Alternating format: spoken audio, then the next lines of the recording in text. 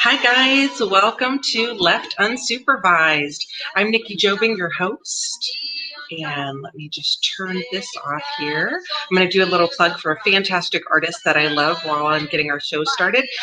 In the background, you may or may not hear it very loudly, but it is Sharon Knight with her Portals album and Crimson Masquerade, which is my favorite song on the album. But Sharon, if you're watching, I love you. Fantastic artist, amazing witch. And check her out. You can find her on Facebook, on Instagram, or you can look for her if you Google Sharon Knight Portals. You'll find her online. We're going to get our show started. I have our guest, Lauren, waiting in the wings, and we're going to pull her in. And tonight, hopefully, we're going to have some fun. Diana is not here tonight, but she'll be back for our next episode. And we're going to hopefully have a lot of fun. She was able to have a guest a few weeks ago when I wasn't able to be here. So now it's my turn. Hey, Lauren. Hello. How are you doing? I'm doing great, Nikki, and it's so good to see you. Oh, you too. You too. Why don't you tell the audience a little bit about yourself? We already have one viewer. Yes, my background is primarily in Native American, Afro-Islander, and South American mysticism, and all of the fun stuff that goes along with it, generally under the umbrella of hoodoo. Yeah, you get into a little bit, definitely more of that than I do. But we have some really good conversations about it. We do, actually. And sometimes it gets a little scary. I strayed into the gray a little bit more and have been a practitioner of stuff that is a little more like you'd see in the scary movies that you were warned about when you were a kid. That's all the fun stuff. It can be. So for those of you that don't know too much about Golden Apple, we are a little metaphysical shop. We're online right now, and Lauren is one of my guinea pigs for new products for the shop. We also work together in the city, but one of the things that Golden Apple does is we work in conjunction with the Emperor Norton Magical People of San Francisco social group. And we have a Facebook page, and we used to meet in the city before COVID, but now we do Zoom meetings. So Lauren's part of the group, and last night's Zoom meeting actually inspired some of the conversation that we're going to have tonight. So we were talking about Halloween or Samhain. Also Dia de los Muertos, which is the 1st and 2nd of November. And fall is absolutely my favorite time of year. So as you see, I'm in my my cool Halloween, well, maybe you can't see it, my cool Halloween-y scarf. I love this scarf and my little sassy hat. I felt like it was a say something hat day. I love that. I really do. You look so Parisian Halloween. We like that. Parisian Halloween. Oh, très bien, très bien. C'est bon. Yeah. Okay. Well, that was the extent of my French. So let's just. No problem. All right. I can do all the months. That's what I got. And one Christmas song. I can count to 10 and say in French that I speak French very poorly. I hope that they'll take pity on me when I actually go to France. Getting into Samhain and Day of the Dead, the veil this time of year is we've passed the equinox, so now the veil's getting thinner. The nights are going to start getting longer, yay! And the days will get shorter, which is great for my eyes. But with the thinning of the veil, there comes a lot of different traditions that come through, and a lot of opportunity for non-corporeal friends to try and come home with us. So I thought we'd just start off with that. All right, that sounds great to me. Just thinking on the general, from where I come from, with the Native American tradition, a lot of things are happening at this time. The harvest is pretty much over, and starting to do the last run of harvest, starting to do the preservation of food, depending upon where you are and how the ground is. Sometimes receptacles are dug in preparation for bodies. And well, isn't that really the first step in spirit work, is getting the bodies in the ground? Well, You in a gotta lot of start Native somewhere. American, and I've read, I'm not 100% sure, but in a lot of traditions, or I know maybe it was the East Coast traditions, wasn't it, that places where they put their dead, they also built similar mounds to house food? Yes, they did, and that is actually directly connected to the Mayflower, but that's a whole different subject. Yes, and the ground would get hard, and they would retreat into the mountains. So they would bury their dead in mounds prior to taking them up, or burying them in more soft ground later in the season as the snow breaks.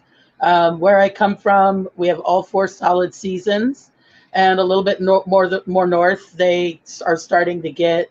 We're heading into October. This is the very beginning of September. Is like the last warm month, and that's where my tribes are from, North and South Carolina, generally the mid-Atlantic to lower, well, basically the mid-Atlantics, and and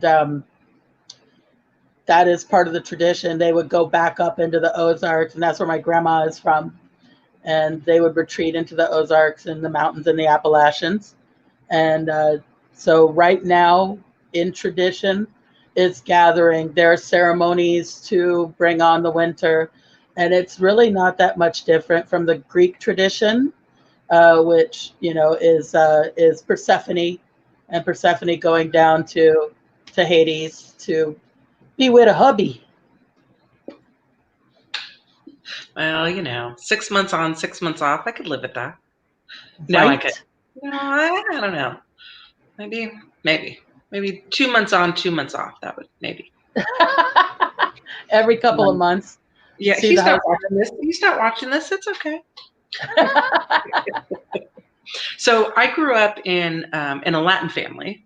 My mother's family is from Mexico and El Salvador, and we didn't really have a lot of traditions around Halloween or Dia de los Muertos. But with my daughter, she's very, very interested in doing revering the ancestors and doing things for Dia de los Muertos. And she even has a little altar to Santa Muerta. I know I've mentioned this on the show before, but she's got her little altar at this time of year. She's definitely bringing flowers. She's bringing, little tributes there, which is nice. And then we will set up later this month, we'll set up an ancestor altar with marigolds.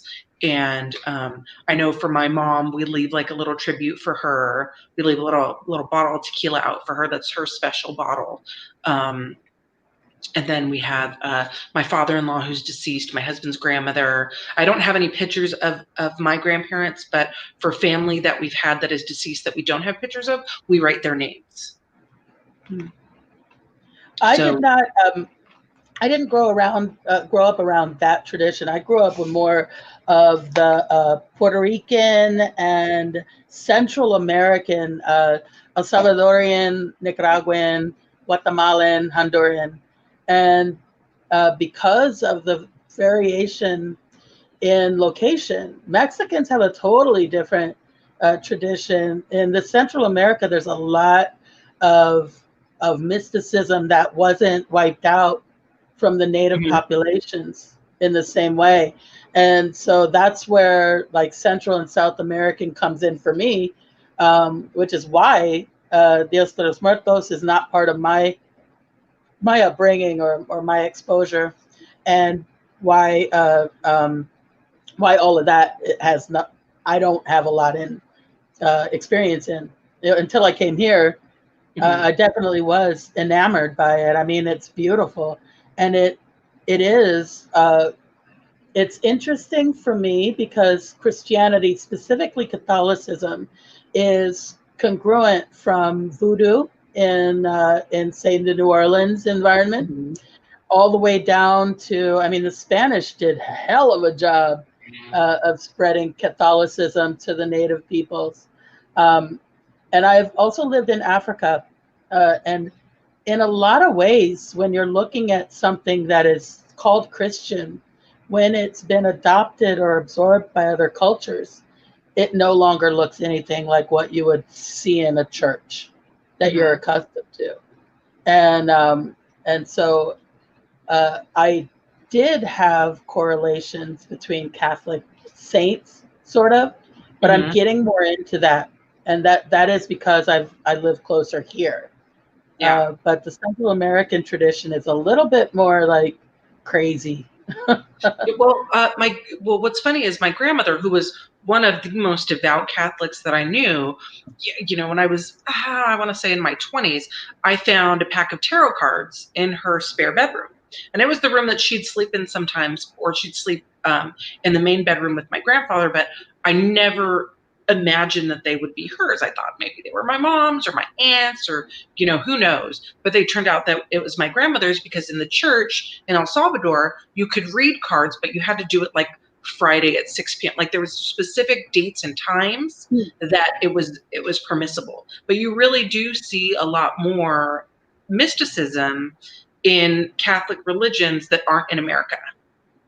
And Yeah, yeah, it's super funny, because I always used to joke that Catholicism is really close to paganism, because, you only go to God, or, the Virgin, or to Jesus if for like really big things, like somebody's dying and that's who you pray to. Otherwise, you go to San Judas, or you go to, San Martin, whoever you're going to pray to, like little department heads for certain things, which is kind of funny, because in paganism, you pray to, whichever God is gonna help right, you with your objective. right. I always Well, thought that they were kind of similar. the Catholic Church did a really bang up job on giving that out to native cultures and tradition. But one of the Native American tribal tradition does not have any of that really. It isn't until you get to South America that they have a very strong correlation. They didn't do that with East Coast Native Americans for sure. There's just no tradition of replacing one deity with a Catholic saint, which Mhm. is what happened in the heavily Catholic areas. So we were colonized by the English, who didn't do that. So, but one tradition that does sort of span all cultures is the tradition of this time of year being closer to that membrane, that thin separation between life and death.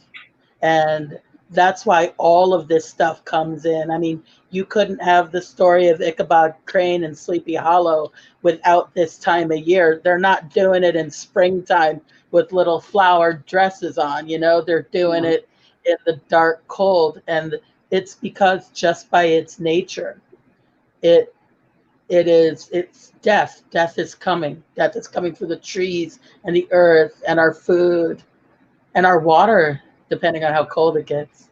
Yeah, it doesn't do any of that here, which fortunately, I would die. I want to say hi to Jared, who is on. Jared is making nice comments about us, or observant comments about us. Jared used to work with us. For whatever reason, I'm not showing the comments on my StreamYard, but I'm also broadcasting. I'm looking at my phone so I can see the comments that are there.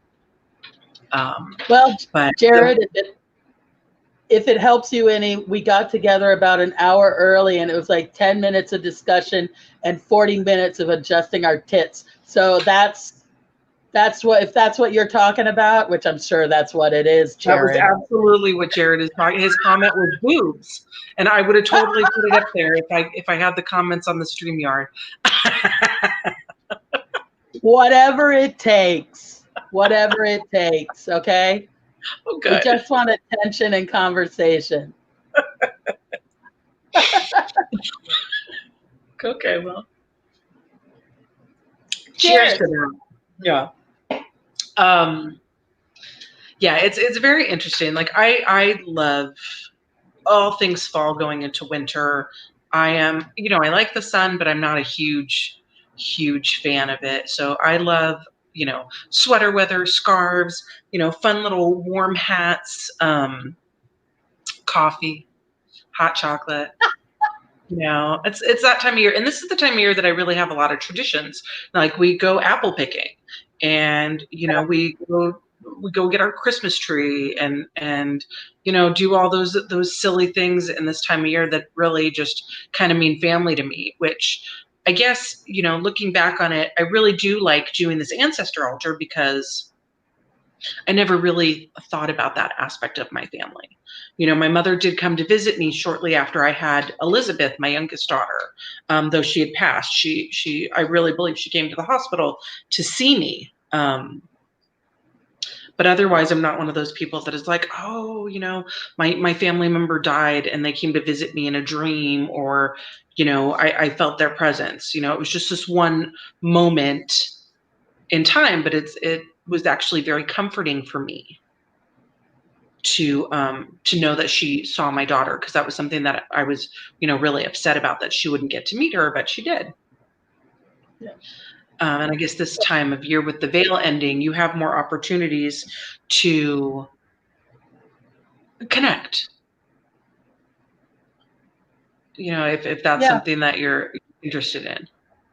Well, I am. I don't think my neighbors are excited about it, but that's why I don't tell them. And they tend to leave me alone, especially after a few ceremonies are done by yourself outside loudly. What can I say? Sorry. Well, that's a staple in your neighborhood, though, I've noticed. That's true. There's constantly yelling in the backyard to one god or another around here. Okay. But we were talking last, right? If they can do it, I can do it. Of course, I don't have like a baptismo with an oompa band and a keg, but to each his own. But last night we were talking about making a pathway for the dead. Yes, that was something I'd actually never heard of. So I'd love for you to explain that more.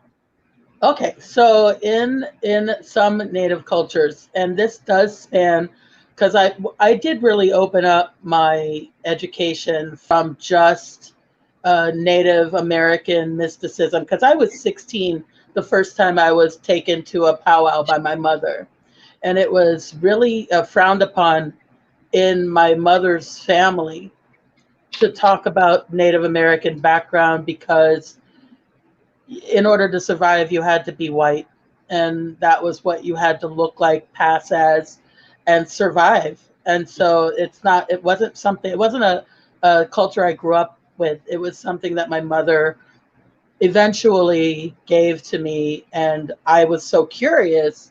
I knew there was something more, because there were things that were indicators that started making my mother very concerned. Things that have happened through the line of my family.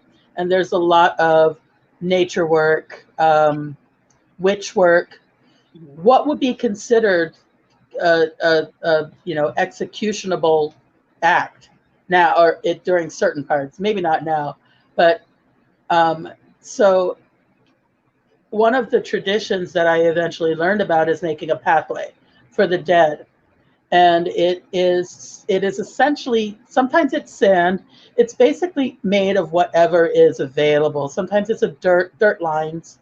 There is a tradition of Native American sand paintings, very much so similar to the Tibetan sand paintings.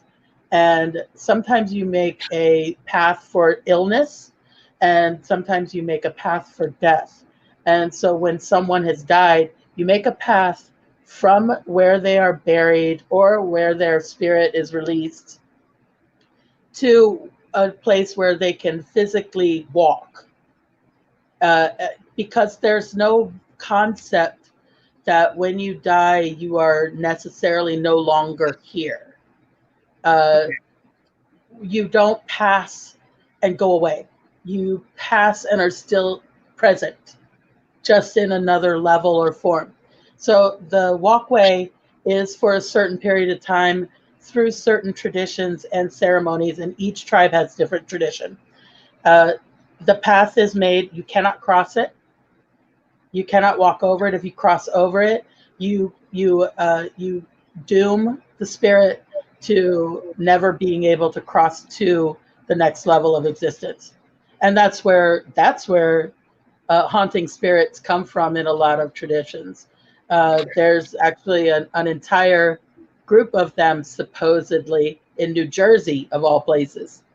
I mean, if you're going to have an entire group of like monster ghost people, that's where you should have them. But I don't know. I'd be a little pissed off if I ended up in Jersey. well, it depends. It is the Garden State. There, other than the Jersey Turnpike, it does have some pretty parts. I can't keep myself alive. Are you kidding? So you have to adjust to what the world is, and the world is we live in apartments. We have cats, we have pets, we have kids, we have all this craziness. Sometimes build a path. I have two windows that kind of are across from each other on a corner. I can build one there. I tend to, and always have, kind of put them at the door. Mm-hmm. Even if I lived in an apartment where I would walk out and be in a hallway, I would put sand or salt or chalk at the door, and I would open the door. Come on in, guys. Or just come to the window. Come to the window and say hi. And it's, it can be, there is a Jewish tradition of, I think it's Ezekiel, also doing the same thing where you leave the door open for Ezekiel to come in. Mm-hmm. And it's kind of the same concept. Okay. Now, as you're talking, I'm thinking about where the hell could I put it in this apartment? You can do it from window to window. Like I said, there, yeah. Like I said, I mean, you can do it just at your door. Put it across your doorstep so that they don't come in. Mm-hmm. It's not, it's because you're making a door or an entryway or a path. You're continuing a path. Yeah. And as we get closer to the time when the worlds come closer, which I don't know, I have a tendency to get a little geeky about mathematics and theoretical physics. It is a functioning theory that there are parallel universes that bump into each other or cross between each other. So it's not the most foreign idea. No, and physics and science are slowly catching up with metaphysics now, which is nice. I know I read an article, and this was months back, but I read an article where they were talking about how they can theoretically prove that other dimensions exist. Yeah. So, we talk about doing work on the astral, or, that there are other planes that, ghosts exist on one plane, we exist on another. And that's why sometimes we phase in and out of each other's worlds. And now with the veil a little bit thinner, it's easier to see. I will warn our viewers out there, be careful what you wish for, because sometimes that can, I wished one year during the veil, I was like, man, I wish I was more aware of things that are not necessarily on my plane. And I got a little bit of that, freaked me out quite a bit. Said, okay, just kidding. Can I take it back? Because, definitely you hear people tell stories of, I saw somebody walking across the road and I hit the brakes because I thought I was going to hit him and there was nobody there. That happened to me. I literally thought there was a man crossing the street and I was like, oh shit, where did he come from? And I slammed on the brakes. Thank goodness it was after work. So it was like 4:00 in the morning, but it really scared the hell out of me. And at the time I lived in Pacifica and all the fog going up the hill, you think, oh crap, there's somebody right there. No one. It's great. I have one that lives in my apartment and I'm fine with him. Mm-hmm. I tend not to, I've got a pretty good grasp on what is okay and what's not okay. It's taken some time. I don't, as a kid, you grow up with feelings, with sensations of something not being only you, that there's something else Mm-hmm. that's calling you, talking to you. Um, and once I figured out I wasn't nuts, uh, I I really started to explore this. So this is a 30 plus year evolution, and I haven't. I'm not settled on one thing or another at this point in my life either. I think that it keeps growing, and the more tendrils that are put out in the world for me, the more the more informed I am about its reality. It's gotten, the more that I learn, the more that I am hungry for, and the more that I incorporate into what I'm doing, because I think it all has some validity. Me exploring Christianity and Catholicism in a more spiritual way is part of that. That there are things that are connected to eons beyond where we are right now. Mm-hmm. Angor what? Nobody knows where those people came from. Yeah. That's just a learning curve. Somewhere there's a strand of that information. The ancient Incas, there's a strand of that information that has been passed down generation to generation. It's just up to us to be open to it. And Absolutely.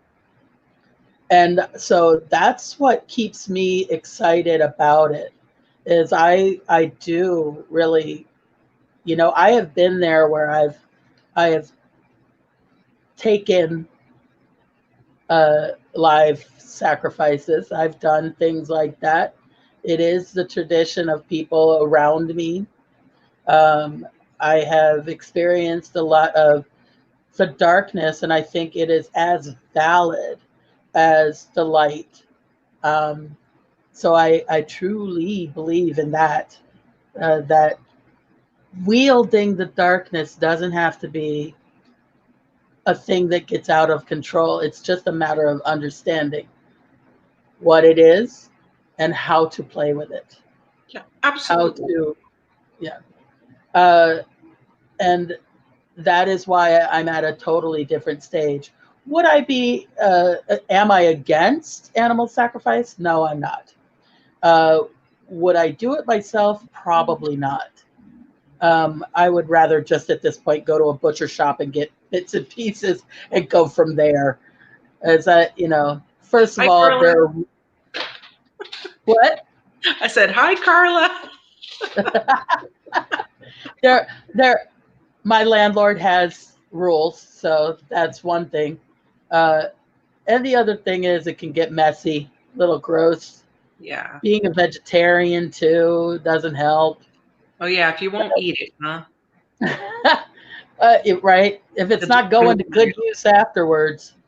Um, I mean, everybody talks about the voodoo ceremony, but nobody talks about the potluck afterwards. You know what I'm saying? Well, that's using all the pieces. See, I can get behind that. If you're going to kill the chicken and cook it later, see, that just, works for me. Use the Well, feathers. yeah. I mean, think about it this way. You already got your nice white dress all messy. You might as well throw some barbecue sauce on top of it, too. I like that. I like that. Can you imagine the cost of cleaning for that shit? That's outrageous. Well, everybody talks about the sacrifice, but nobody talks about the cleanup. I do tend to work with some darker aspects as well, and people talk about light and shadow and stay in the light and stay out of the shadow.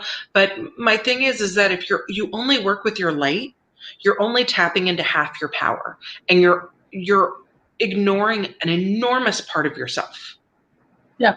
And when I'm not walking, somebody that cut me off, driving down the street. But you know what? If you fuck with me, I'm gonna fuck with you harder. And I have no problem doing that.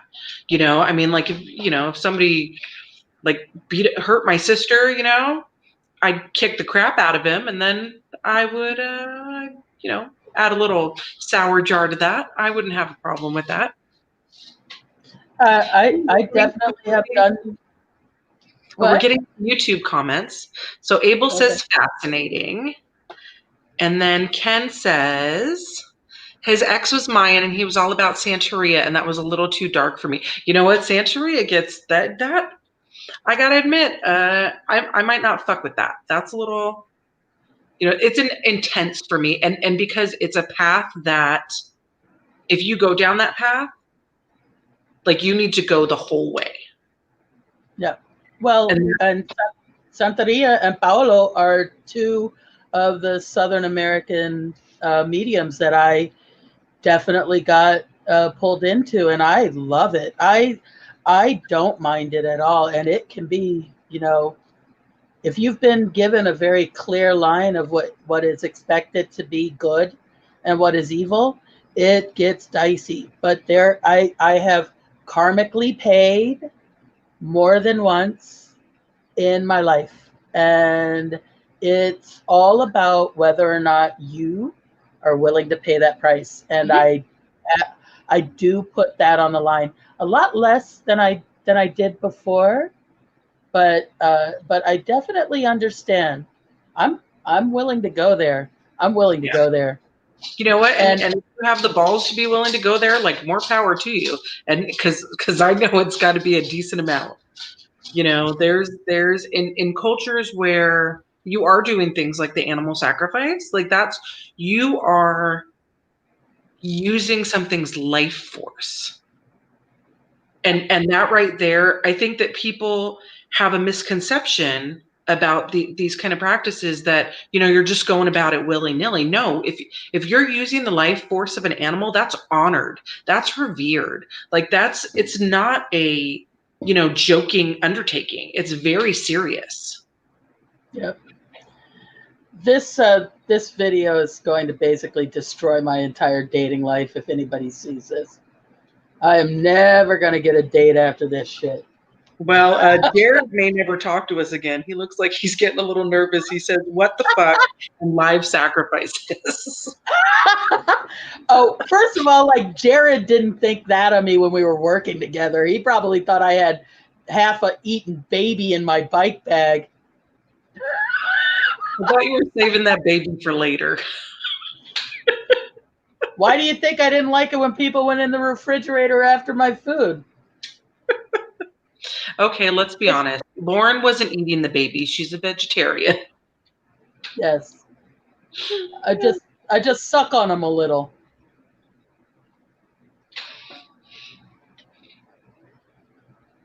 Awkward pause. That's all the time we have for Lauren today. No, I'm just kidding.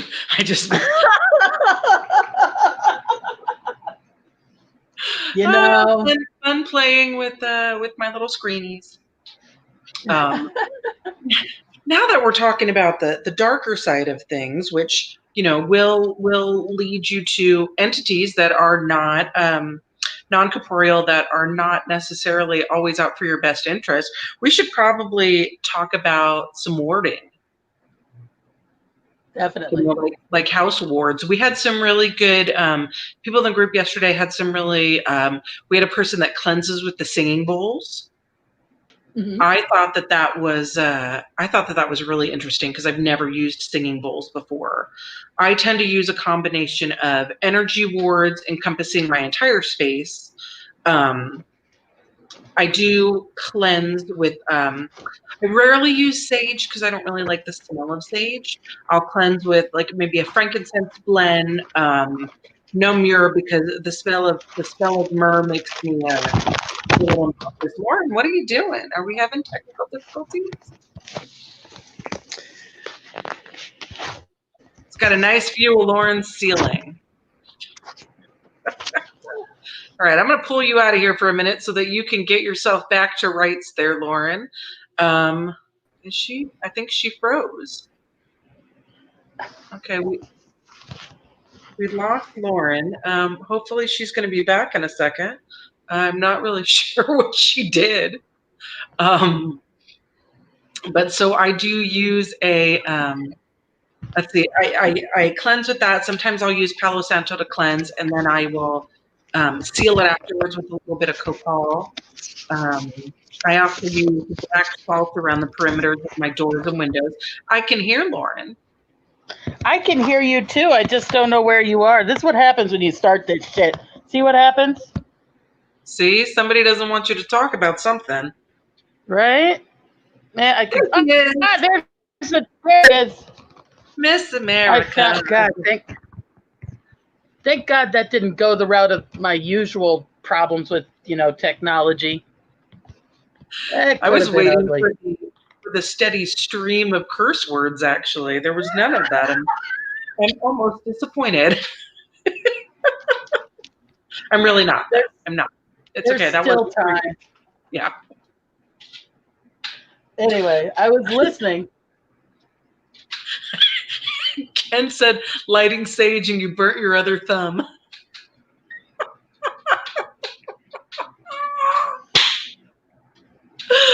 Oh.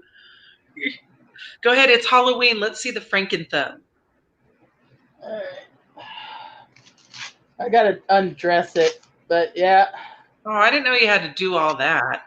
Well, by the time you get that thing off, it's not going to be funny anymore. It's Velcro. Oh, okay. No, can't see it. That's okay. Bring your hand out. There you go. Almost. There he is. Well, we kind of caught a little bit of it. You should see the other guy in Lauren's story there. Well, that's what happens when you're not working with knives for long enough. Take me away from the knives for a short period of time, and I'm unsafe. All right. To be fair, I never let her buy the knives when we were working together, usually anyway. I did get some sage with dragon's blood. Mm-hmm. Because thought it'd be fun, see what happens.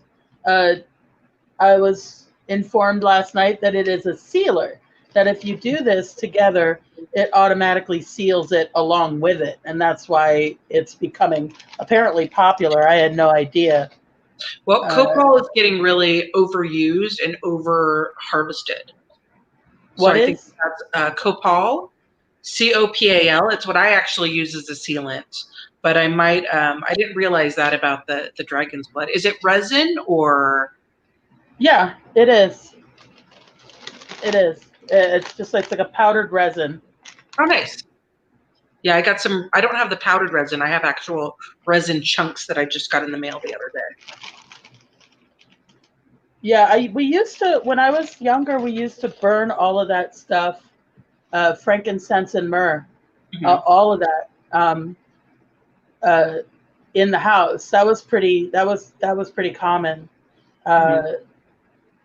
So that's and my mom would do like stuff on the stove for scenting the house as well. While we're talking about this, I'm definitely going to open it up for anybody on Facebook or Instagram. Definitely any questions, comments, practices that you might have. We'd love to hear them. The reason we started talking about warding the other day was, or yesterday, just, at this time of year, people don't realize with the veil so thin, it's really easy to get hitchhikers, especially if you are, and I don't know how many people are actually outside their house getting really, under the influence of whatever. But when you are under the influence of alcohol or drugs, your protections waiver, like your personal protections, and it's much, much easier for you to pick up some kind of passenger that can really screw with your head. Yeah. And putting those wards around where you're working, incredibly important. Yeah. What were our other topics? We had other topics. Well, I was just going to go into spirit calling or entreating the dead to you, which I tend to use things of nature to attract the spirits. Burning certain things, calling. Of course, we always use sweetgrass growing up for all ceremonies. But it's it's about having a sense of understanding, compassion, because a lot of times you're dealing with scattered energy, and keeping yourself safe. Keeping yourself safe is the single most important thing. I don't walk into a situation without oils on me. Mm-hmm. And I've used them very differently, but for the same purposes. And You use um, I had it on the tip of my tongue, the oil that you use. Elegua, Thank you. Thank you. yeah. Mhm. I use Elegua. I use eucalyptus. I use sage oil as well. Um, and when I was younger, it was frankincense, dragon's blood, all of that stuff that came in kind of a hard resin. We would do tree sap things. We would do the liquid from black chestnuts, black walnuts, black walnuts, and cook that. And sometimes with blood, sometimes just with stuff around. So I and it is all about bringing them in, primarily using a circle. Didn't get into the pointed star stuff very much. That's other people's practices. Yeah. But using the star, using the sun, the stars, and other imagery, other uh, cantations of representations of the earth, the sky, and the earth. There's really no concept of hell in what I practice. So, uh, yeah, no concept of hell. Okay. It's just a different plane that everybody's in. Yeah, I think I kind of think of it a little bit more that way. I mean, I don't really have a concept of like the Christian or Catholic hell. So I guess, yeah, it would be like a different plane, different dimension kind of thing for me. I don't do a lot of spirit work. I have some clairaudience, but generally it's a little bit more focused. So I don't get a lot of general, I'm not getting random things popping up. I don't have that kind of stuff. But when I'm working with something specifically, the clairaudience will kick in right there. But if I am going to do spirit work, like I have a spirit board, if I ever do use that, that is one of the few times I feel it necessary to cast a circle of protection. I'm not a big fan of ritual. So if I'm doing a spell work, I don't really like cast circles or anything like that, because I know that my house protections are pretty strong. So I usually forego that. But if I'm trying to do any kind of spirit work, black mirror work, then I definitely will do a circle of protection for that. Just because I'm not an expert in that. And I like to play recklessly. I am in a mirror as quickly as I'm on a Ouija board. I was thinking, as a matter of fact, last night I was like, I could do like a trick or treat for the dead.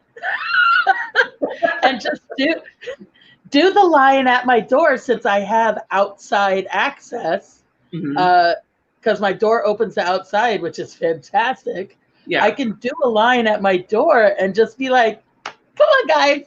Just have some candy at the door. I'd probably be a little more, I don't know, do something cooler, like go get some guayabas at the Mexican market and do those. That would be incredible. Like I love that idea. I was just thinking, we have a terrace here. I could maybe go out on the terrace. I'm gonna I'm gonna break away for just a few minutes and touch on some comments. Erin from our group, who was in our meeting with us last night, says she's been spraying essential oil with quartz.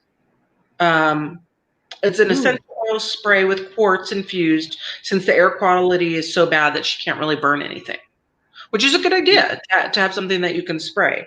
That's a really good idea. Ken says, used to Oh, the Frankincense and Myrrh and Copal at the Psychic Eye on Fell and Gough. If you'd never been there, I loved that place. It was pretty much like the whole corner, and it was huge. It had a giant an herb section, books galore, really cool stuff that you could buy. It was an amazing shop. Like I aspire someday for Golden Apple to be that cool. But that was like the best shop ever. Alan Choi says hi. And my cousin Elizabeth is on. Hi, cuz. Gosh, we have so many people watching today. I'm so excited. Omar from work is on. He says hi. Oh, Paul Bridger, Raymond Gonzalez. Oh, I'm so excited to see everybody here. Randy was on earlier. I don't know if he's still on.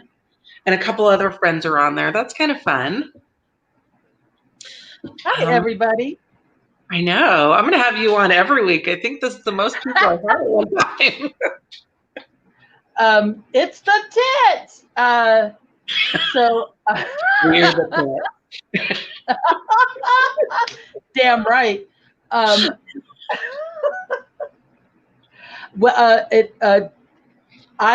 Because my background, Mama Wasa is one of the things that is very common.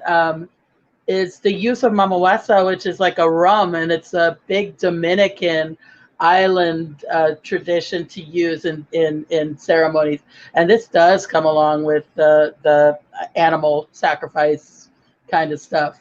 And Holy Catholic, like super Catholic. If you've ever seen one of the Dominican tradition ceremonies, it's basically similar to what you'd see in a movie for voodoo. But that is a if you're going to do it like a spray bottle, you can add all the herbs and stuff you want to the rum, and it makes the Mama Wasa. And that's a great idea. I kind of like that idea actually, because there's always the drink it and spit it. Mm-hmm. So I mean, what better way to bring it into this century and totally like trick it out for the California style and put it in a little spritz bottle. I love that. That's hilarious. Of course, when I give alcohol as tribute, we don't spit it out. I don't. I admit that. Yeah. I'm lucky. The Faye like whiskey. So, what, did you lose something? You're not going to knock over the screen again, are you? Oh, she hung up. She left me. I know Lauren's having technical difficulties. So, well, gosh, now I don't have somebody to play against now, but I would love to have any questions or comments. Other things we kind of do for the season this year, Halloween or Samhain is a full moon. So you could do some kind of full moon ceremony. You could do some kind of my brain just went blank. I lost Lauren and I lost the other half of my brain. Sorry, guys. This year, I'm not really doing much ritual because the kids are in. Generally, what I will do is we will do trick-or-treating with the kids. Then we'll come home and I would usually go to Diana's and we would do some kind of ritual. But since she's in Michigan now, we're not actually able to do that this year. So I guess it would have been my first year just doing something on my own. In previous years, I would just try to commune with whoever, whatever deity I was working with at the moment. Gosh, I wonder where the heck Lauren went. I'm hoping she'll be back on soon. I'm going to message her while we're doing this and see if we, where'd you go, Lauren? See if we can get her back on here.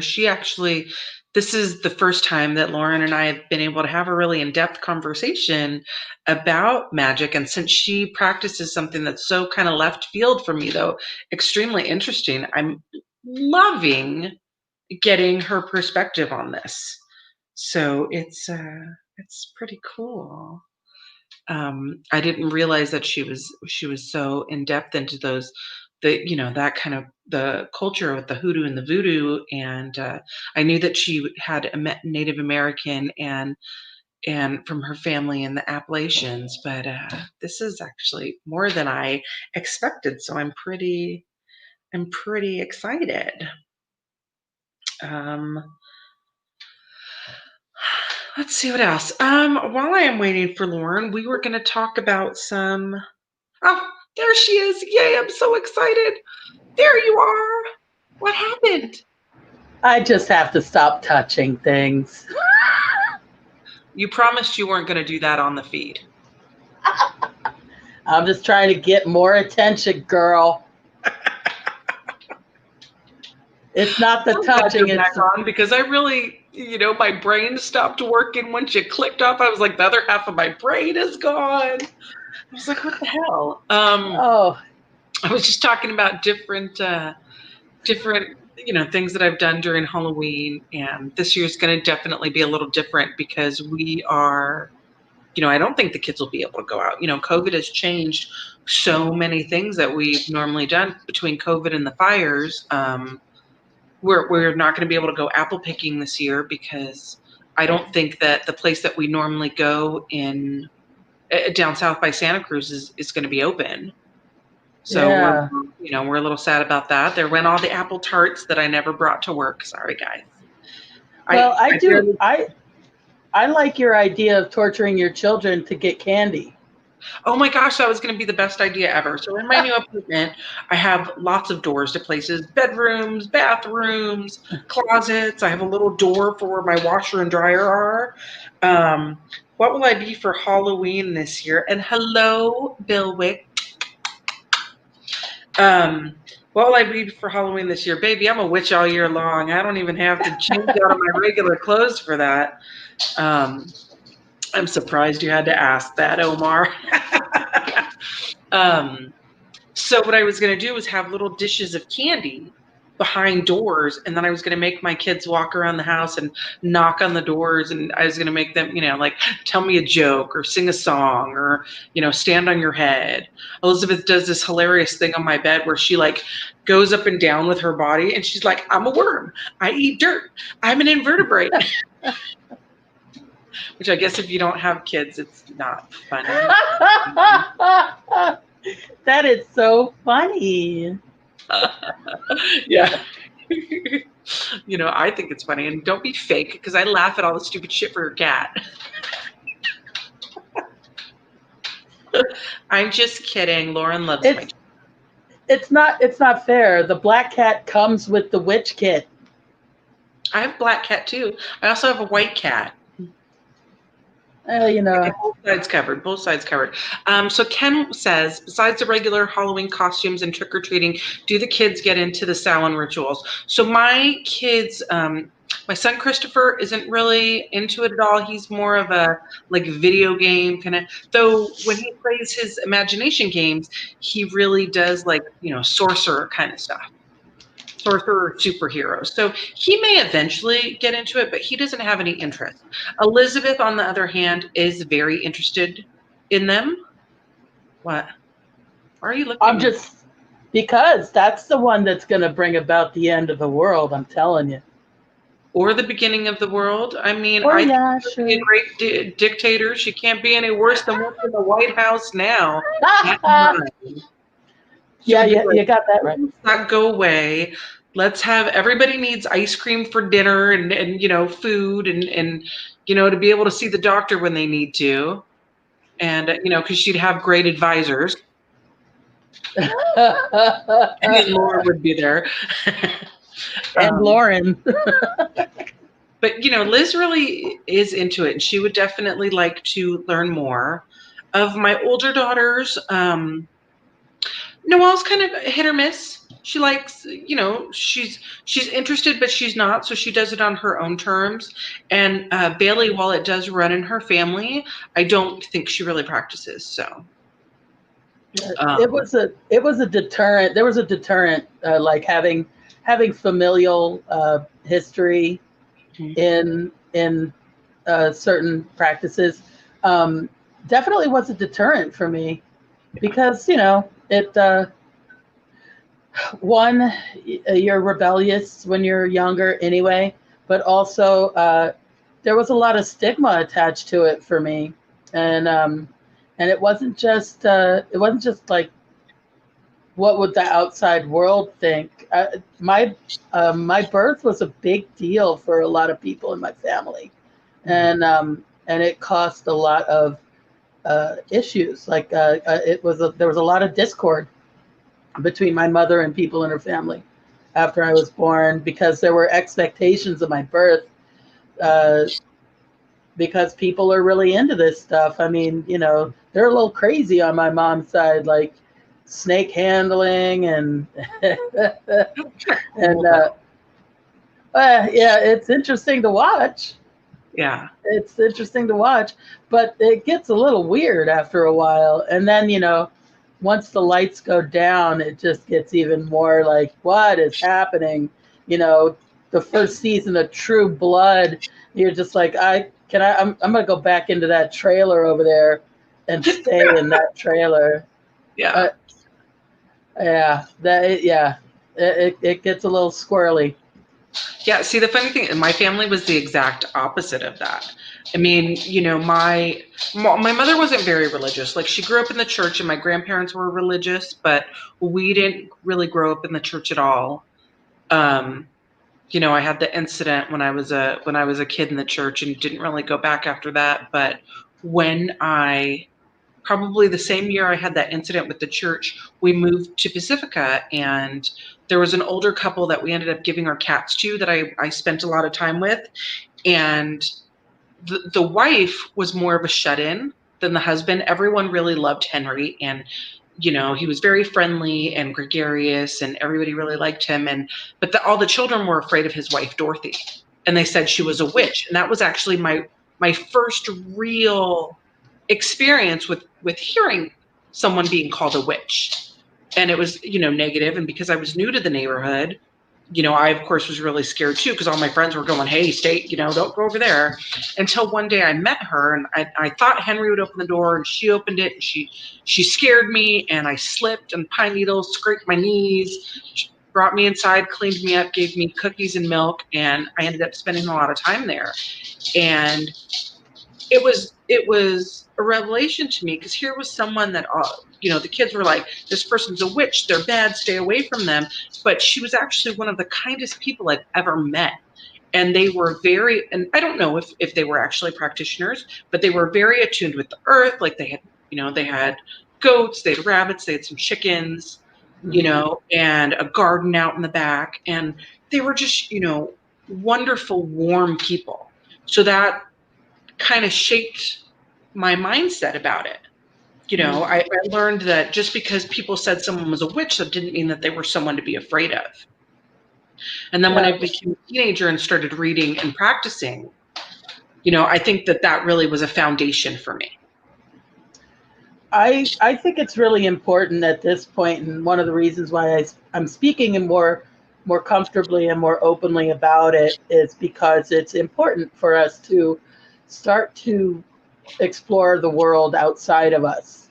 Hmm. There's less of a stigma to being a practitioner of different arts, mystical arts, if you will. I don't like calling it witchery because I never did. It Hmm. was just what was, and and it is important that we talk about it, that we are open and out. That sounds so cliche for the time, but there's something to be said for what's important about nature and the earth, its health, our health, the spiritual health Hmm. of everything, and uh, whatever can be done to put a little more good into the world is helpful, even if it just makes you laugh for 5 minutes. It's so useful, really. If it's just something you laugh at, you know. You want to come kill chickens with me anytime? Come on by. You bring the chicken though. I don't fucking buy chickens. And then you got to clean up the mess. But we'll do it. We can do it. Even if But you if just you think it's a pluck the gag. feathers, I'll cook it. I'm not plucking feathers. But I gotta chop the head off and let it run all around, and you No, won't even pluck the feathers. You could put them in your pillow. I'm the one in the white dress doing all the witchy stuff. Right, that's right. You got the face. I do agree with you though about getting more in balance. I think that part of the reason why the world is so fucked up right now is because we're not in balance with the rise of technology, which is, I love technology. Don't get me wrong, but we've lost sight of that balance that we used to have. We used to live our lives by the seasons, and and farmers still are doing that. Their lives are really in tune with what's going on with the earth, and we're not now, and we stopped caring about that balance, and now look at what's happening. Yeah. Global warming, which has a lot of different factors, but we don't care that the ice caps are melting. We don't care that that land is just getting overpopulated. And when you really start to think about it, there are spirits attached to that land and attached to these areas that are also dying. And I really believe that, at one point, the guardians that kind of helped us keep things in balance, they're getting tired, and their time of that guardianship is ending. And I don't know that we have any replacements for them. Well, I am, and I agree, and I think that I am gonna do a trick or treat for the dead, and I got a screen. Awesome. I have a screen door. It's already got its barrier there.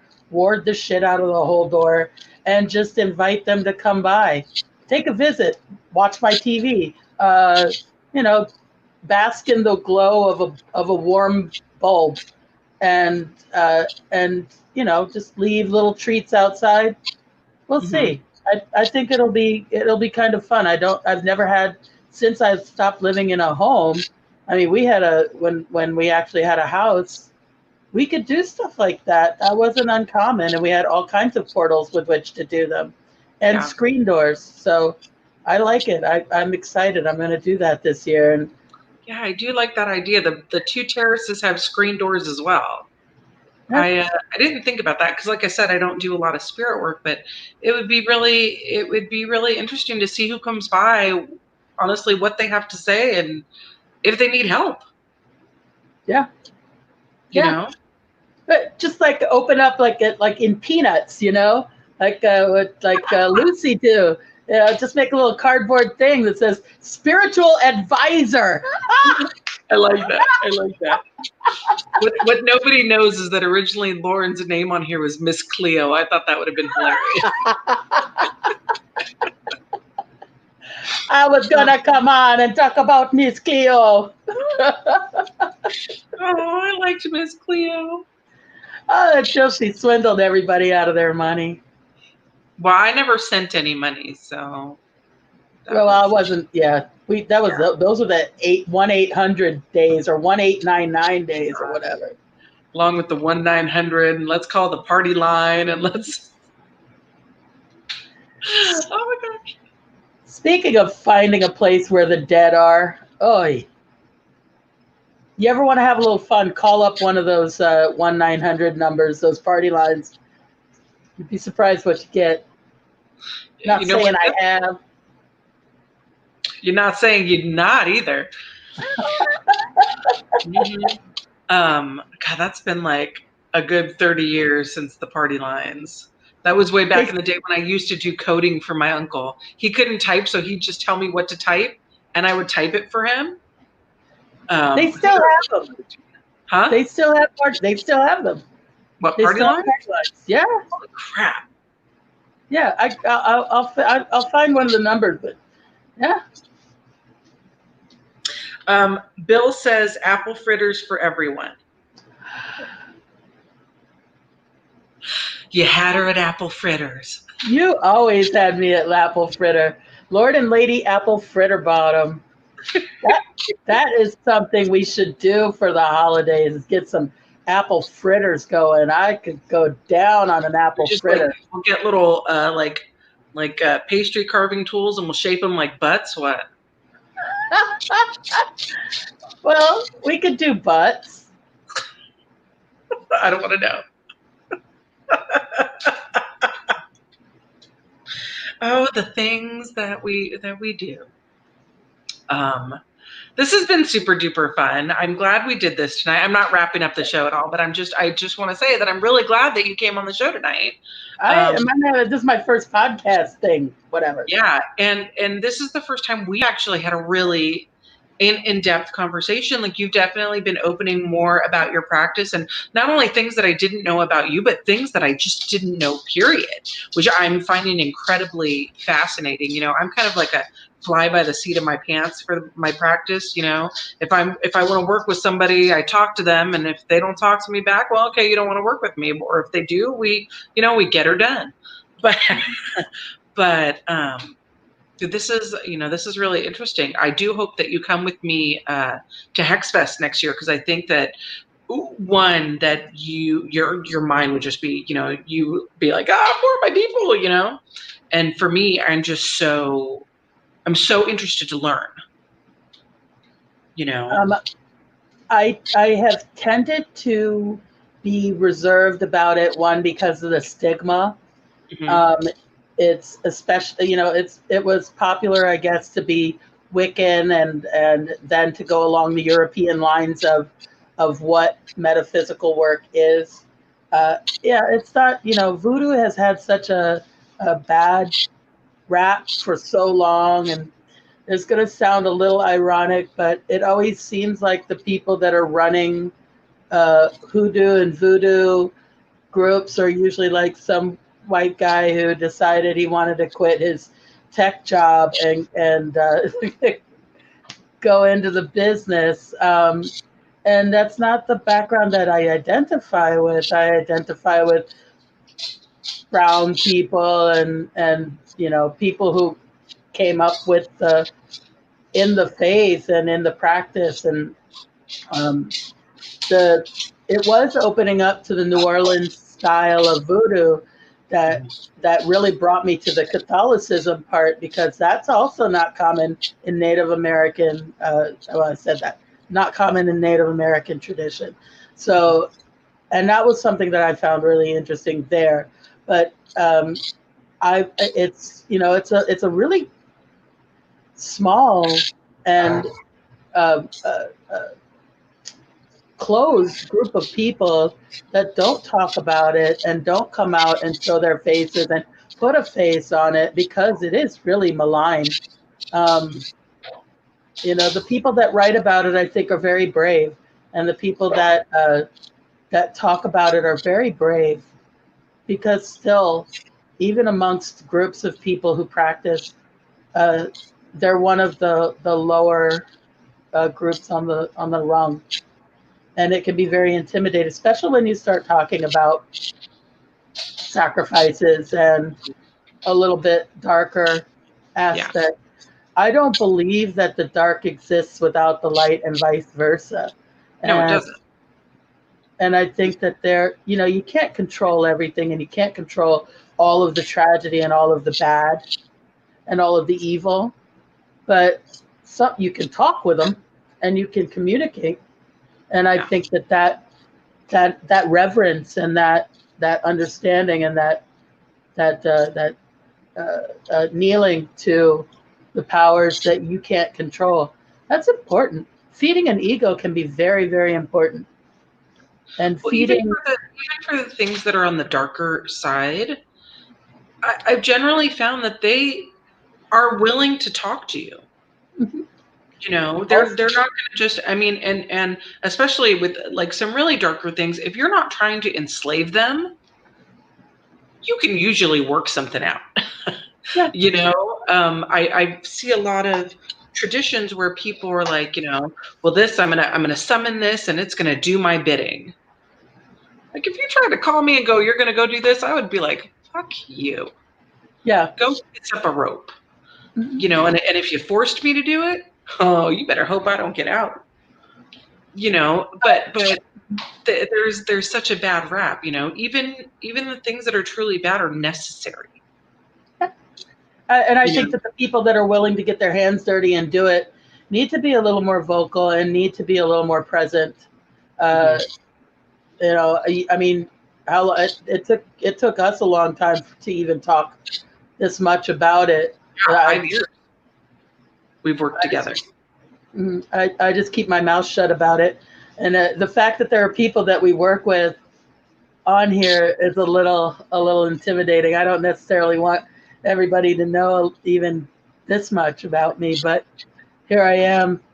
There you Here I are. am, Well, I'll tell dropping you what. trow.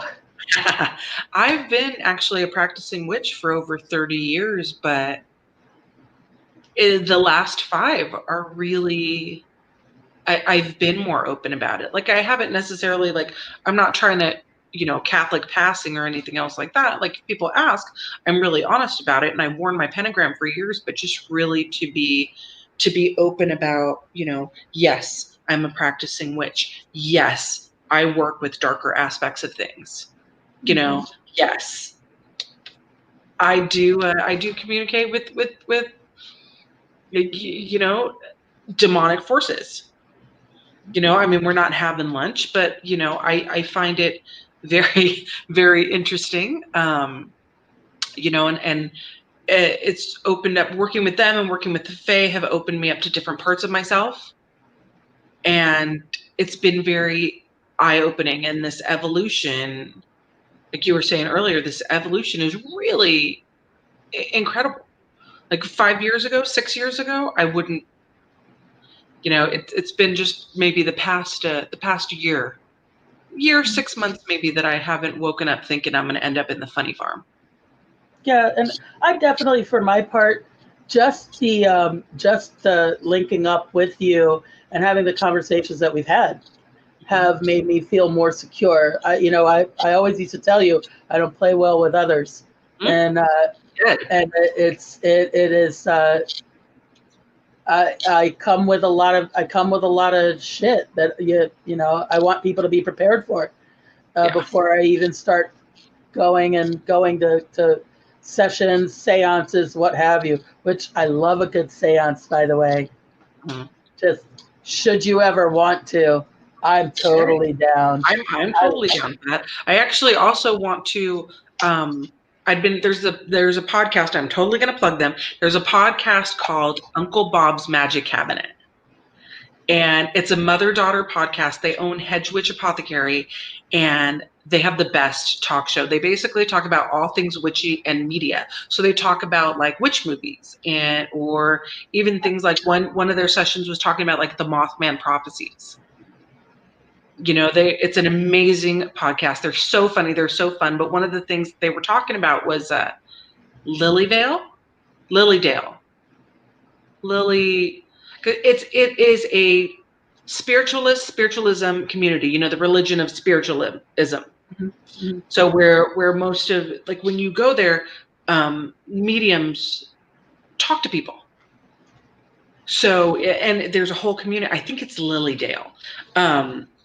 But they were talking about this community, and I didn't realize that there are spiritualism churches in San Francisco where you actually can, you can, if you go to one of their, not congregations, if you go to, well, I guess it is a congregation going there, but if you go to one of their events, there are mediums talking to people, or you can reserve a private appointment to talk with the mediums, which I find pretty fascinating. Well, and they've done some psychic fairs, and it's just something that I find very, very fascinating. I want to check out that podcast or whatever you were talking about, because I am going to miss the horror movies, and I feel like horror movies don't have what they used to have. They used to catch me. They don't catch me anymore. It's because you used to have to use your imagination. I think so. Yeah. Nightmare on Elm Street and Friday the 13th are campy as hell. But the reason you got freaked out is because your imagination was going nuts. You know, my kids watch it now and they're like, that was the stupidest movie. Not my younger kids, but the older kids are like, that was such a stupid movie. I'm like, you don't understand. Freddy Krueger, I didn't sleep for like a week. And they were like, oh my God, that's so dumb, Mom. But it's like they're connected to so much, but they don't get it. Well, that all the new horror movies is not coming out this year. It's making me sad. There's just not that, but maybe they'll be saving up on their imagination and push it a little bit more in the next couple of years. I hope so, because really, so, I saw the original It, and it scared the crap out of me. The other night I was up really late and I caught the end of the new It, the remake. Yeah. I wasn't scared at all. It's just not doing it for me. I agree on that one. Yeah. Both I was like, the other ones, well, the first one scared the piss out of me. And then, Intergalactic Spider, that it was all over for me. But yeah, the new one, I was like, okay, that's gross.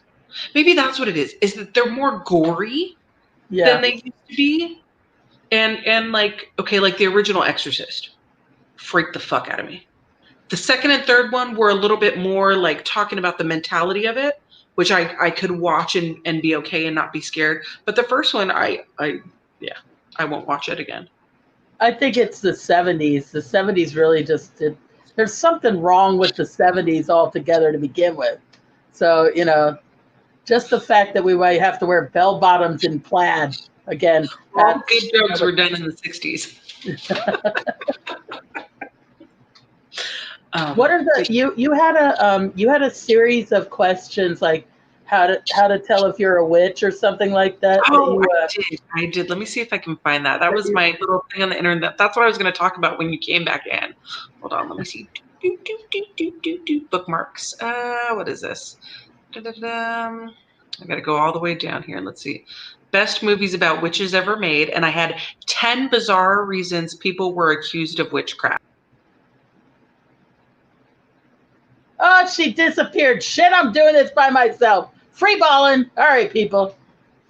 Don't everybody leave. That would make me so depressed.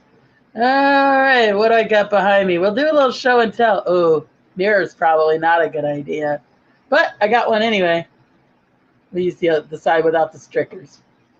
I can't see any comments. I will, however, show off my heart-shaped earrings.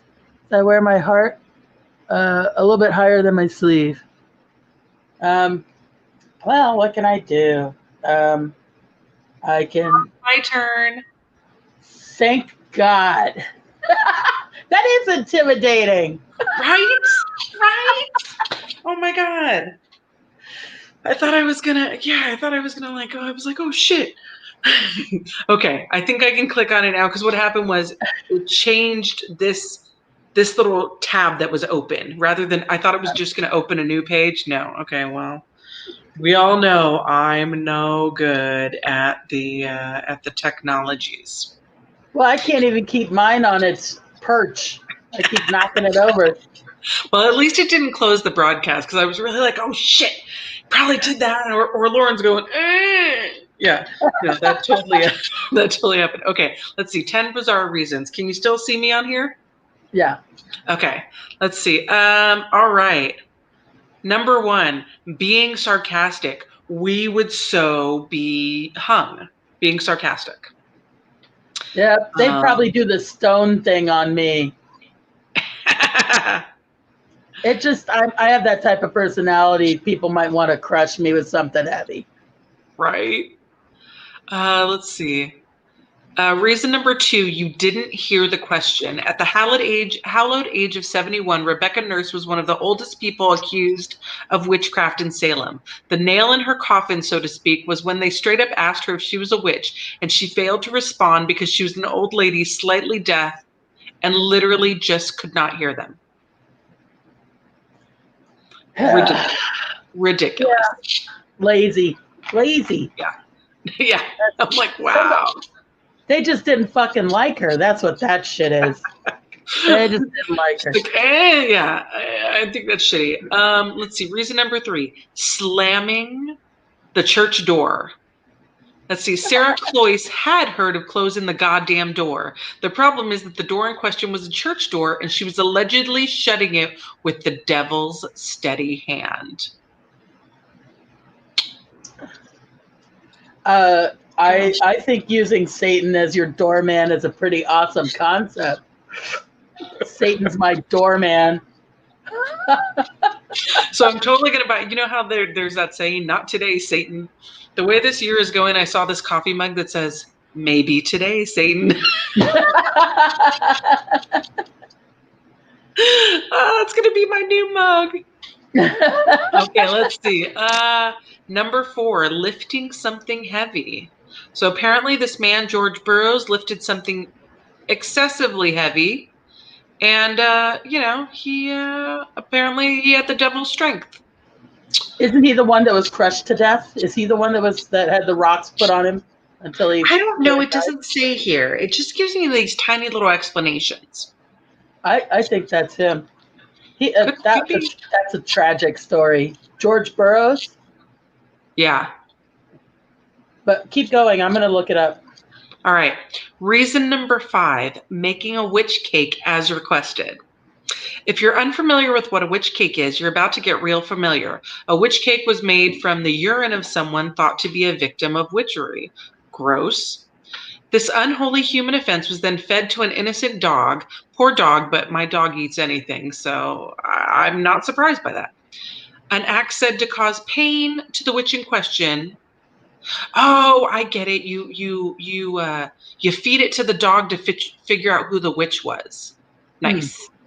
Thus outing them to the public using a combination of 1, dark magic, and 2, the greatest leap of logic ever committed on historical record. That's weird. What's wild is that the person that took the fall for the witch cake wasn't even the one who started it. A neighbor said, "Here's how we find witches," and the girl was like, "Okay, sure." The town then presumably said, "To the gallows with this hell woman." Nice. So wait a minute. What does the dog do? Crap on the lawn of the person who's the witch? Yeah, it doesn't tell you that either. It says it caused pain to the witch in question. That's how you figure it out, because apparently the dog eats it, and then you're like, "Oh, my appendix," and now you're a witch.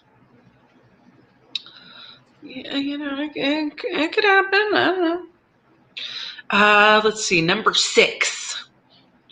Someone claimed to have seen a flock of birds land on your head that one time. Like a whole flock? Apparently, I mean, I don't know how that a whole flock of birds could fit on my head. I don't think was it like one at a time, or were they dive bombing you? Because that's actually happened to me where they've dive bombed you. It's not fun. Well, they gotta land. Could you imagine? Just like, first of all, would you stand still long enough to have an entire flock land one at a time?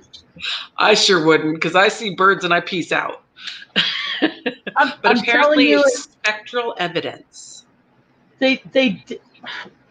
Spectral evidence is anything. You pick your nose and they're putting you down as a witch. All right, what else? All right, number 7, laughing at how stupid the Salem witch trials actually were.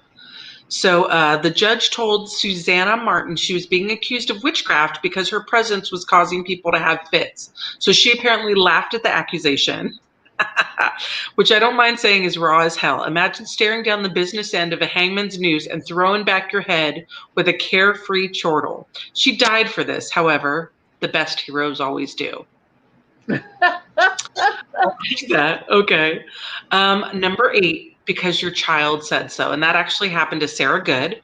Her 4-year-old daughter said that she was a witch. And I performed in the Crucible on radio when I was in high school. Nice. And that whole thing there, it's just, all of it's asinine. Really, when it boils down to they didn't like each other. It was the Real Housewives of Salem, circa 1600. Yeah. Okay. Yeah. We have 2 more. Number 9, having an unfavorable personality. Lauren, you better watch out. Oh, I would have been dead before I hit puberty. Rachel Clinton was unpopular in Salem. She was impoverished, basically divorced, and given to sometimes shouting things at people in the street. As a result, she was deemed suspiciously witchy. Records say the allegation involved Rachel hunching her elbow at people in public, whatever that means. Is that like, are you just like at people? I don't know what that was. We're good. Okay, This here's is the gonna people be that I would love to do that to, but you know. this is gonna be my new fuck you. Fuck a middle finger. And then your thumb won't stick out weird.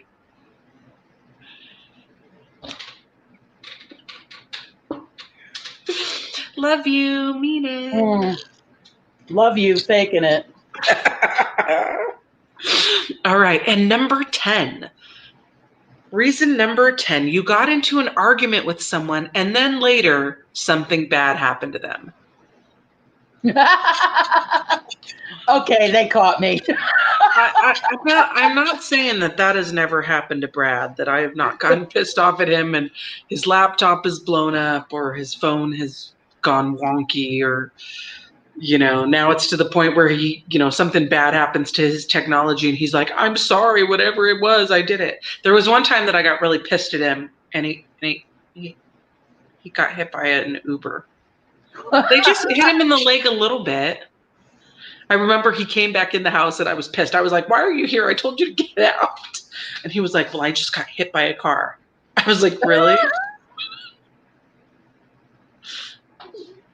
Your minions are out there working. Well, Yeah, but it's never when you want that shit to happen. Like, there may be certain individuals in San Francisco that I have had to deal with that I wouldn't mind if they got hit by a car.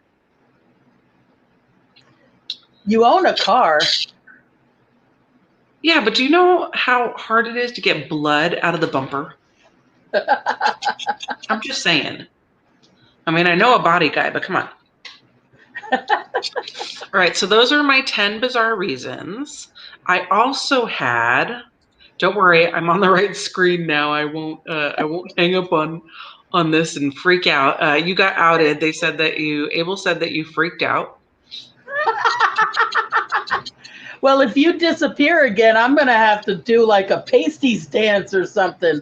I got nothing. Nice. All right, so this is the best movies about witches ever made. Let's see. This was written, last year. Practical Magic. Gotta admit, that's a fave. I love that movie. I Want That House. Have you ever seen Practical Magic? Yeah, that house is badass. Yeah, me and the rom-com queens are not. We don't hang. You like your witch movies, horror movies. Well, it was a cute house. However, the exterior was actually only built for the movie, and the interiors were shot on a set. So it was not a real house. But if I could find the plans, I would build that sucker. I would build that sucker. All right, let's see what is next. The Love Witch. I actually never saw that one. I'm not familiar. Apparently, she was beautiful women using magic to seduce and kill men. All right. Oh, maybe I should see it. Maybe. Protagonist Elaine is equally intriguing as an exploration of historical gender politics as she is morbidly relatable in her romantic insanity, placing it squarely in a genre of film that leaves you thinking, well, sometimes being a woman is just like that. All right. Hocus Pocus. Yeah, I never seen that one. God, love that movie. Love it. Everybody does. It's stupid and it's goofy and it's great to watch with the kids. and Bette Midler, just be Bette Midler. Like, you gotta love her. Yeah, I've never seen it. I know I should, but I don't know. I can't get past Jump. Well, one of these days when you're here with me and the kids, we're going to watch it because they love watching that movie. Yeah, I figured. Super cute. I figured. All right, let's see what these other movies are. Elvira, Mistress of the Dark, 1988. Oh, come on, that's all camp. Oh, yeah, well, that's why we love it. Did you know, right? Did you know that she's really a redhead? Yeah. I didn't know that. I saw a picture of her recently, and first of all, she must have made a pact with the devil because the woman hasn't aged a day. She's No, she looks gorgeous. amazing. Yeah. I wish I looked that good. She uses a lot of face tape. You didn't tape. You didn't tape. I didn't tape. No, I didn't. Do I need to? I was hoping for the blooper reel after for us to unveil the tape. I haven't shown everybody where I'm hiding the Mrs. Dash.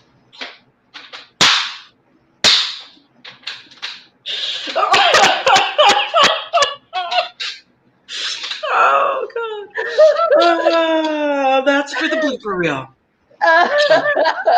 All right, The Witches, which was 1990, and that was Angelica Houston. I remember that one. Yeah, that was a cute one. Stardust, 2007. This is with Michelle Pfeiffer, and I don't remember ever seeing that one. Oh, I love Stardust. Now that's a trio of witches that gets kind of grimy. Mm-hmm. As they like do the entrails and everything. It's a really dark kind of fantasy film. Mm-hmm. I bet your kids would enjoy that. Yeah, I thought that would be cute. Like I'm seeing a couple on here that I'm like, okay. I don't know. They might not like The Witches. There's Howl's Moving Castle, which is an anime, which actually is really cute. I watched that years ago with Noelle, and it's actually super cute. If you've ever seen like Spirited Away or Kiki's Delivery Service, it's that genre. There is The Woods, which is 2006, which is apparently a mysterious boarding school that's, spoiler alert, run by witches. All right. It's ridiculous and surreal to many other I guess, 2000 horror effects, but pushes the envelope just far enough to read more disturbing than straight up campy. Okay. The Craft, 1996. Which they are now doing. It's not a remake, it's a sequel. So I'm actually looking forward to seeing that when it comes out.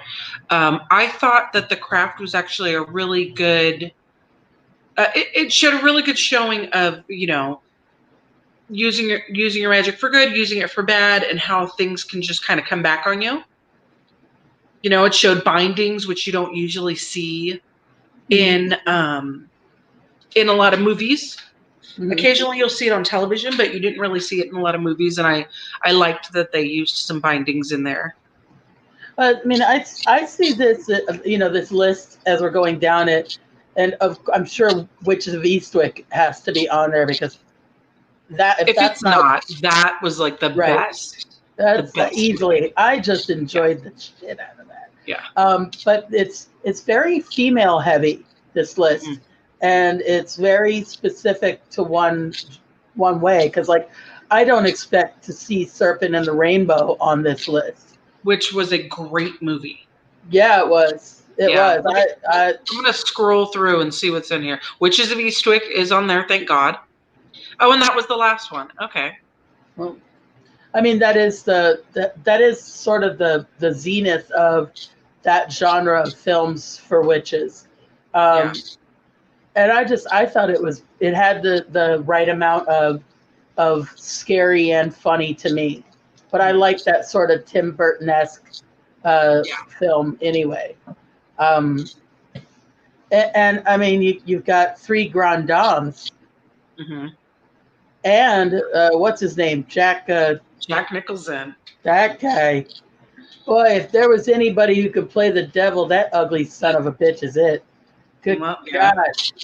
Ooh. Do you know that he grew up thinking his mother was his sister and his grandmother was his mother? Oh, no. Yeah. They kept his mom's pregnancy secret because she was, unmarried. Mm-hmm. Well, in that time, yeah, I'm not surprised. Yeah, well, that explains a lot about him, huh? Saying. Grow up thinking your mom is your sister. Well, still some good roles though. The Shining. Oh yeah. I mean, but he's sick and twisted. There's no doubt about that. That's kind of what we like about him. Laura Flynn Boyle is a perfect example of just how screwed in the head Jack Nicholson is. Lord, that little twig in a tutu. Boy. Well, I really loved like Serpent in the Rainbow and Angel Heart. Those were two movies around the same time Did I see Angel Heart with Mickey Rourke. I don't know if I've seen that one. That is something else, and it's. I remember going to see it, and I just remember being like, I picked up on all of the stuff, and I remember because it was like me and a bunch of people from my age group, and there were 5 of us. I think it was me, Steve, and Jose. It doesn't matter, and we couldn't sit next to each other because the theater was so packed. There were only single seats. There were 5, but there were only single seats left. Oh wow! And those were the days where they would just sell you the ticket and be like, "Yeah, sure, go ahead," and then you had to fight wherever you want. Yeah. So, and I just remember being out of my skin. It's so good. That's worth watching. It gets really dark. Okay. I remember after the movie, I get a taste in my mouth that's like dust. There's something about just the whole subject matter that is really grimy and dirty. All right, I'll have to look that one up. God, it's been like a good, I want to say, 25 years since I've seen The Serpent and the Rainbow. Yeah. And that one was a trip. Yeah, that one's kind of like a light in comparison to Angel Heart to me. Okay. But there is a lot of stuff that I recognize from Angel Heart, or from growing up in Angel Heart, that rings very, very disturbingly real to me. There's some, because they cut the heart out of a boy. Oh. And that's the basic gist of how the movie goes into motion. But it's disturbing. Yeah, Abel threw out there the movie The Believers. Oh yeah. I saw that in the theaters too. Where I feel like I've seen that, but I don't. It's the guy is Jeff Bridges or somebody like that. Yeah, I feel like it is. Hold on, I'm gonna look it up. And I remember the wife getting electrocuted. That was like the scene that freaked everybody out.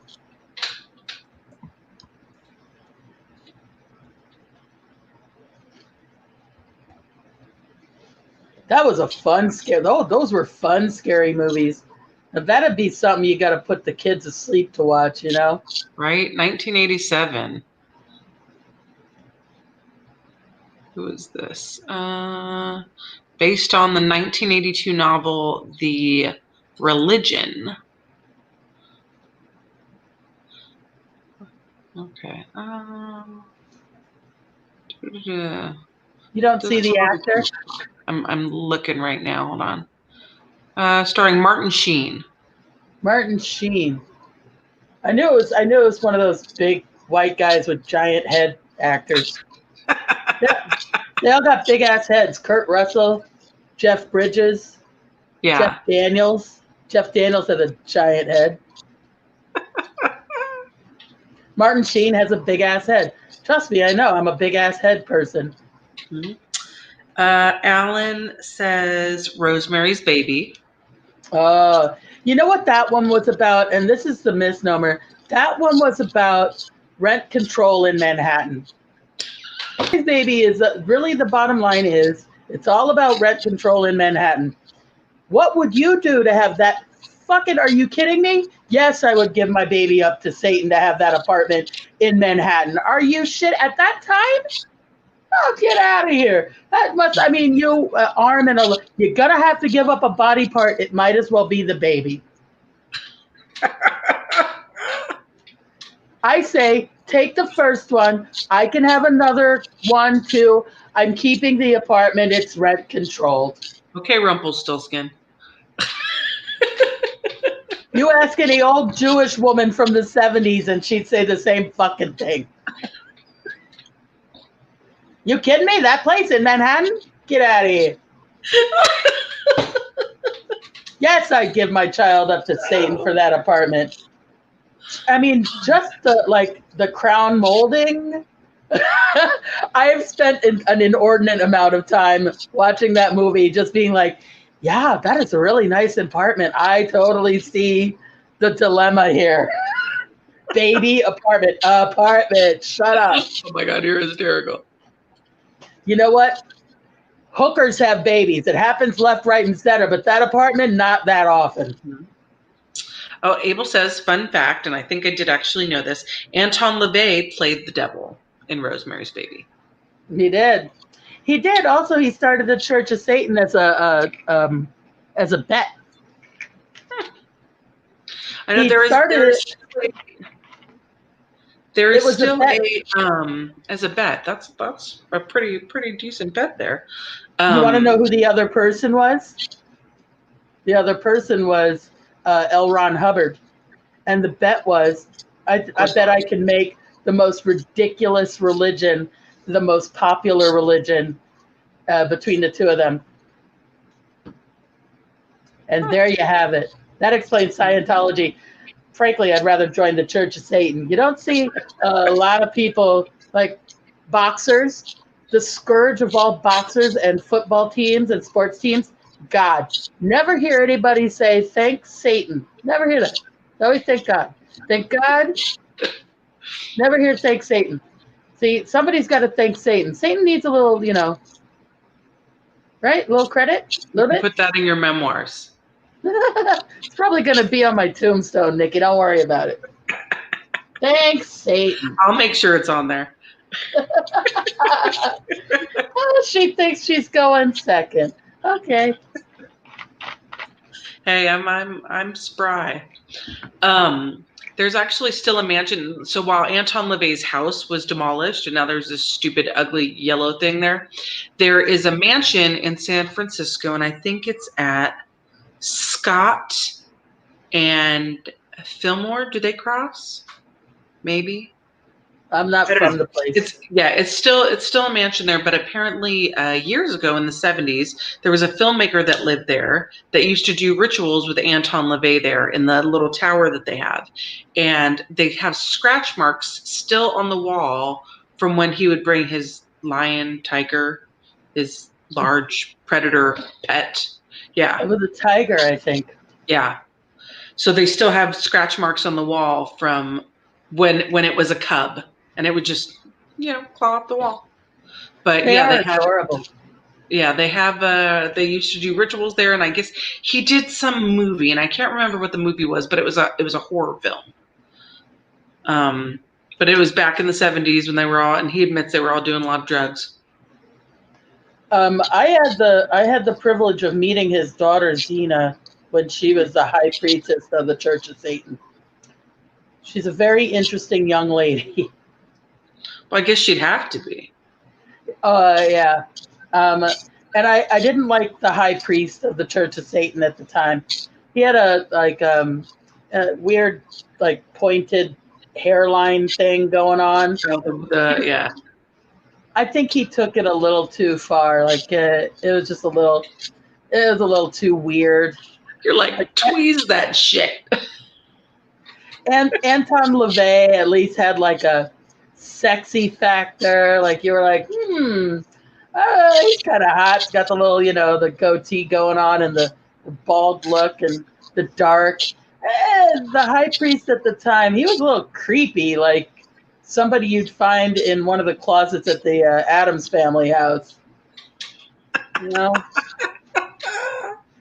Say what you will, but the most fuckable person in the Addams Family is Gomez, then Hand. No Morticia for you, huh? No, I mean, if you're into that thing, yeah. She's hot. She's hot. But Gomez first, then Hand. then lurch, then No cousin it, cousin No it. fester. Okay. No fester, no. Well, Nikki, do that light bulb thing. Which would be great at a party, but I'm just saying, your name shouldn't equate to something that smells bad. I just Fair. like I wouldn't date somebody named Dingleberry.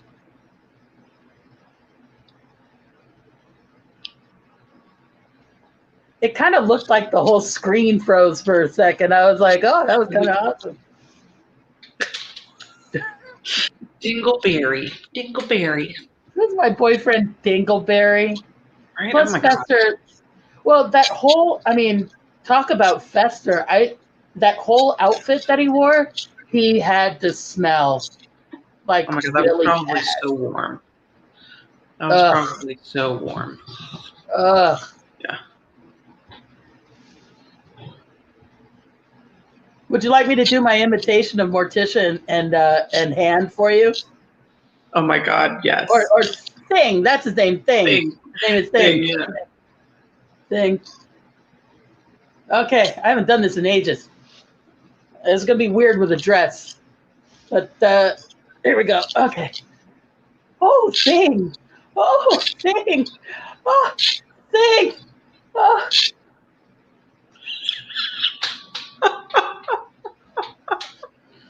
Hold on. Mrs. Dash, hello. Oh, thank you, Thing.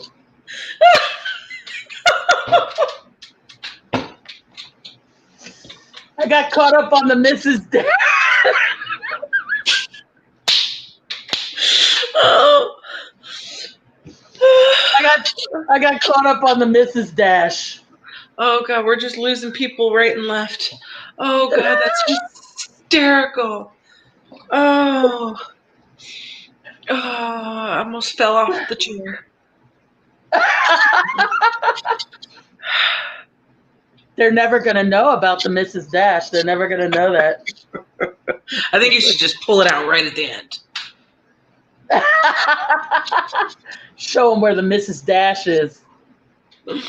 We'll save my favorite impression that you do for the next one. We're not even talking about Star Wars. I know, but that's still my favorite impression that you do. I know. And wait, which tit is it? Hold on. There we go. We're just adjusting on camera. It's okay. Oh my gosh, this has been super duper fun. Yeah. Oh gosh. I don't know. What other fun stuff are we doing here? How many people are still listening to us? We have, where the hell is the StreamYard? It says 4 people on my StreamYard here. 2 on YouTube and 2 on my Facebook page. Wow, you guys are real troopers. Yeah. Yeah. I would have. I don't know if we had any Golden Apple viewers. I don't know. Well, I for one am sad that Halloween is going to be the kind of Halloween it's going to be, but I think it's an opportunity to really explore maybe a few other aspects of the time period, like definitely personalizing it. I don't think that anything you can do is wrong. I think that whatever you want to do is, if it feels right, do it. Yeah. You want to burn some oregano, do it. You never know. But, hey, oregano is a very protective herb, actually. That's what I'm saying. Just go to the herb cat, get some Mrs. Dash. What would that bring? I'd be honest with what is in Mrs. Dash? Where are my glasses? You have been waiting the whole thing to do that, haven't you? What is in there? I say we just burn some Mrs. Dash. It's salt-free. Salt-free. I wouldn't use it for warning. Well, my tits are gonna. Better. What do I have in the house? I have black salt. Let's see, I just got like black Hawaiian salt the other day or a couple weeks ago. So I haven't figured out what I'm going to use that for yet. Probably for warding at some point. Is that volcanic ash? It might be. What are you, like, keeping out Pele? Have you seen the damage she could do? Yeah, well, it really got to be pretty pissed off to get all the way to San Francisco. Right. I know what I was going to bring up is I think it would be fun to start doing tours around the Bay Area. And I think that, is it the eucalyptus, the blue eucalyptus trees? Mm-hmm. I know Ken knows where they are. But there's Ken, are 5. you still with us?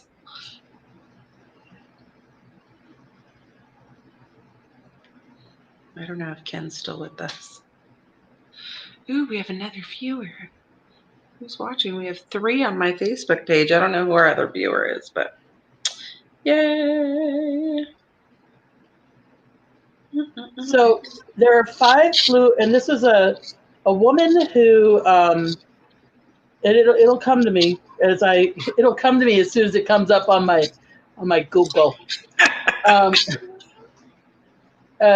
This woman was a voodoo practitioner here in San Francisco, and she was like called the voodoo queen of San Francisco. They had like a sex cult and everything. The house is long gone, but the 5 eucalyptus trees are still there, and her spirit is said to haunt the area. Ooh, that's fun. Yeah, and she did all this stuff to lock the man down in, that the people down that she was using for money and for power and for influence. Mm-hmm. At one point, she was the most powerful. She was black and the most powerful woman in the richest woman in San Francisco. I like that. See, I feel usually I have this stuff in my head, but I don't have a good brain no more. Now all I can smell is Mrs. Dash.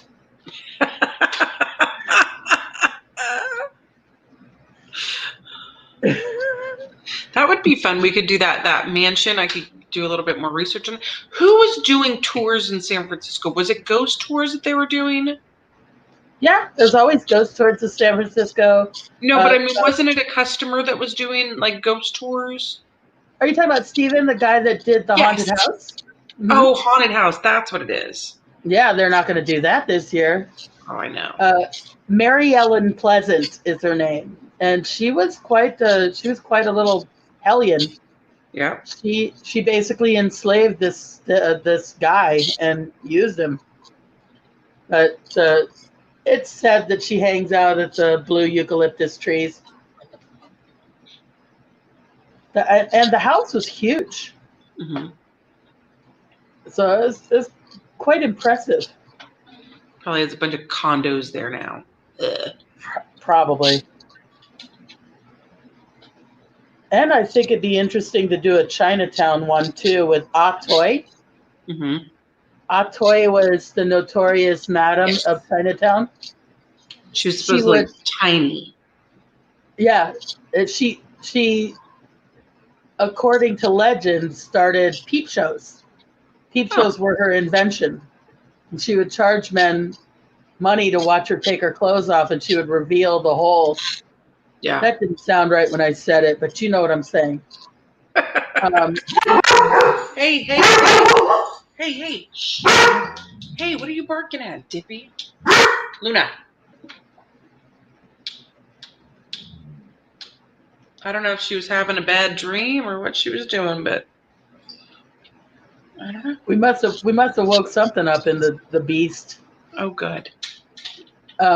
And her method of getting rid of disease-riddled prostitutes was to put them in a room with a cup of tea filled with poison, and nail the room shut and the Oh, windows. wow. So your choices were starve and die or take the tea and die. Not a lot of options. But Yeah. I bet there's many, I'm sure Chinatown is rife with dead people. Oh, yeah. I'm sure. Uh, That there's a lot of stories. There's a lot of tradition and culture going on in there too. yeah. They're a culture that also has mysticism closely combined with their religion. So I always think it's interesting. I don't know why it's not more widespread. Why so many faiths try and suppress it instead of make it really a front part? Because I told you, my neighborhood, they don't talk about brujeria very openly here, and it's But you see the they signs. yeah yeah, and they're like, oh, the medicinal properties of blah blah blah, and they know what they're doing. Yeah. They know what they're doing. Well, that's what I go to Chinatown. There's a few shops that I get herbs from that I can't that I if I don't want to order them online, I just find the Chinese name for it and I go look for it there, and they almost always have what I need. Yeah, their apothecaries are incredible. I love going to getting my tea Yeah. down in Chinatown because there's like a guy that knows all of that stuff there. hmm It's impressive. Yeah, it's pretty fun. And then it gives me a chance to kind of, because I'll do it where, I'll write out the characters for it and the name, but then I'll use Google Translate to give me the pronunciation. And when Uh-huh. I go there, I'll ask her if I'm pronouncing it right, and she'll let me know if I am or not. So she kind of, if I'm not, she'll tell me how to pronounce it right. So little by little, I'm learning. Right on. Yeah, it's That's kind of cool. fun. I I like used to learning. live I used to live really close to the Chinatown in Oakland. Mhm. So, but I will say that like moving to this side, I've enjoyed the cultural variation and what I've gotten to experience because you definitely get a pronounced difference. And for all of the hiding it that they kind of do in the Botanicas here, Mhm. um, and the other stuff like the Virgen de Guadalupe parade that they still use that stuff and it's still prominent. Yeah. It's just not in the same way. Well, yeah, but the thing is that a lot of people that would, well, first of all, if you're going to be in that neighborhood, you belong there. You don't really get a lot of outsiders there. No. And if outsiders did come there, they wouldn't know what they were looking at anyway. Yeah. Yeah. It's like bone and blood. People aren't looking for that. Yeah. God, it's at midnight already? How did that happen? We've been doing this for like 2 hours. It's been fun. We've had some, technical stuff going on, but it's been really fun. Oh, there's nothing more entertaining than me trying to do stuff. I drop everything. Well, yeah, you dropped. I just totally had a brain fart and completely just changed the page. I was like, oh, I'm just gonna go somewhere else now. Hey, this seems like fun. Well, what would you like to end this on? I don't know. God, this has been. Well, let's see. Do we have any questions, comments out there? We have some different comments coming through we haven't gotten any comments in a few minutes, but if anybody has any questions for Lauren or for me, trying to see if anything pops up. Thank you for coming on tonight. Yeah, for sure. I had a good time. I don't know what the hell I would have talked about if it was just me. You do need someone to banter with. I do. Yeah. I'm not Sally Jesse Raphael. I can't just talk forever. Yes, I totally dated myself right there. My whole Sally. life is about dating myself. Yeah, because how hard is dating when you put on your profile that you don't put on your profile that you're a witch, but when you do, the stupid questions you get when people find out you're a witch. Are you going to put a love spell on me? No. I don't want to work that hard. I hear you. I don't talk about it at all. I figure we're going to be married with children and have a home before I start talking about it. Oh, and by the way, honey. Yeah. Like I could have gone that way, but I thought I'd just let Brad know what he was in for. He doesn't blink an eye at shit now. No, I'm sure. He is so even keel, it's unbelievable. Yeah, you know? I'm like, oh, I was having a conversation with Azazel yesterday. He's like, who's Azazel? A demon. Oh, okay. He just takes everything in stride. I gotta love that shit. That's a little too bewitched, right? Right? That's totally my life. Yes. Yes. I love Bewitched. I just wish I could wiggle my nose and make shit happen. Like the house would be clean. I mean, I wouldn't try to have a fortune. I wouldn't like try to be rich or famous. No, I would wiggle my nose so my house would be clean and organized. That's stupid. I'd go for rich and fit. Well, rich. Skip the fame part. I don't need it. I'm lazy. I'm lazy. You can have it all, I wish it was like that. Wouldn't that be nice if it was like that? It's so much more subtle. It is. Which is unfortunate. Because you don't do subtle well? I'm not really subtle.